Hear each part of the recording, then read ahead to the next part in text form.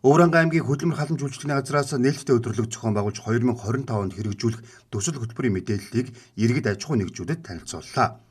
Энэ онд 5 зорилтын хүрээнд 26 төсөл арга хэмжээ хэрэгжүүлэхээр бэлтгэл ажлыг хангажээ. Аль болохоор иргэдэд хүндрэл учруулахгүйгээр би нэг зүйлийг бол хэлэхэд та бүхэн маань заавал энэ тийм үнэтэй төсөл бичүүлээд их гоё гарган төсөл бичүүлснээр хөтөлбөр тамрагдана гэж бас хамаагүй ойлгож болохгүй. Хамгийн гол нь зөвхөн А4-ийн цаасан дээр ч юм уу дэвтрийн гол цаасан дээр ч хамаагүй яг хийх гэж байгаа зүйлээ яг бодтой, зоригтой бичээд ирэх юм бол бид нар ямар ч гэсэн тухайн төслийг судалж үзээд газар дээр нь судалгаа шинжилгээ хийгээд аль болохоор хамруулахыг бол хичээнэ. Тэрнээс бол энэ тэнд үнэтэй төсөл бичүүлж ирээд энэ төсөлд хамрагдах юм байна гэж бас ойлгож болохгүй. Манай хөдөлмөр халамж үйлчлэгний газар дээрээс тодорхой мэдээллүүдийг аваад тэднээс маш сайн зөвлөгөөг аваад зорилгын зөв тодорхойлоод эрхийг хичээгээрэй гэж би та бүхэндээ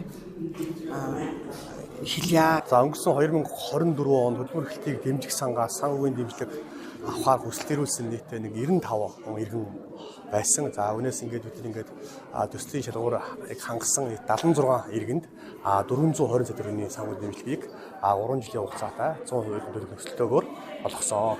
За малчтыг малжуулах хөтөлбөр нийтдээ 220 орчим төслийг бидний хүлээж аваад өнөөс 214 төслийг бид санхүүжүүлээд нийтдээ 1.7 тэрбум төгрөгийн санхүүжилтийг олгож 18 мянган малыг зах зээлийн дунд цаашаар худалдаж авч өгсөн үнэтэй байгаа.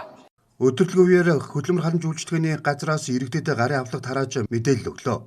Мөн төсөл хөтөлбөрт хамрагдсан санхүүгийн дэмжлэг авсан иргэдийн бүтээгдэхүүн үйлдвэрлэлийн үзэсгэлэн гаргасан юм а.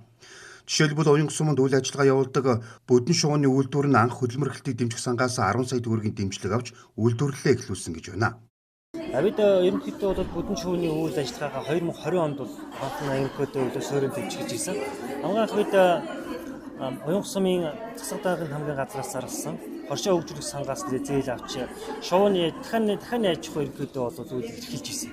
Тухайн аж ахуй нь манай сумын нөхцөл тийм тохиромжтой биш байсан болохоор бид нэр Бүдэн шувуу худалдаа авч Бүдэн шувууны үйл ажиллагаагаа 30 шувуунаас эхлээд бид 2024 онд хөдөлмөр халамж үйлчлэгний газраас 10 сая төгрөгийн буцалтгүй тусламж авч энэ нь болохоор залуу стартапыг дэмжих хөтөлбөрийн дагуу бид ерөнхийдөө хөрөнгө оруулалт явуулсан байгаа.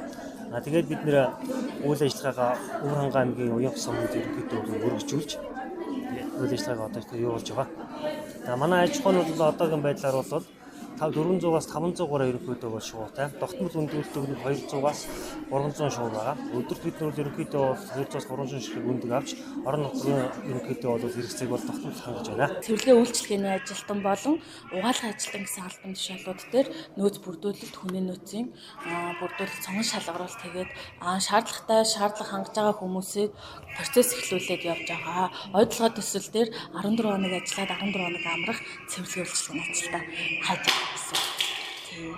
Өмнө Говь аймгийн хэмжээнд 3 төсөл дээр явдیں۔ 3 суманд болон Хамбогд сум, Зогццын сум гэсэн 3 локейшн дээр бид нар үйл ажиллагаа явуулдаг. Манай цагаан адны хэсэг дээр болохоор Өвөрхангай аймгийн Богд сумынхаа маш их ажилладаг. Өвөрхангай бусад сумдууд төвөөс биш бусад сумдууд ойролцох сумдуудаас бас айгүй хүмүүс ажилладаг. Оюутлогоо төслөөс өдөрлөг үеэр нээлттэй ажлын байрыг зарлалаа. Энэ үеэр 160 орчим хүн бүртгүүлж 100-аад иргэн ажиллахаар материалаа бүрдүүлж өгчээ. Гэрүүл хөдөлмөр нийгмийн хамгаалалтын яамнаас 2025 оны хөгжлийн бэрхшээлтэй иргэд хөдөлмөр эрхлэлтийг дэмжих жил болгон зарласан. Мөн ахмад насны хуульд нэмэлт өөрчлөлт оруулсны дагуу ахмадууд хөгжлийн бэрхшээлтэй иргэдийн хөдөлмөр эрхлэлтийг дэмжсэн төслүүд түлхүү хэрэгжих юм а. Жишээ нь хөгжлийн бэрхшээлтэй иргэнийг дэмжих хөтөлбөрт 20 ахмад насны хөдөлмөр эрхлэлтийг дэмжих үйл ажиллагаанд 30 иргэнийг хамруулахаар төлөвлөжээ.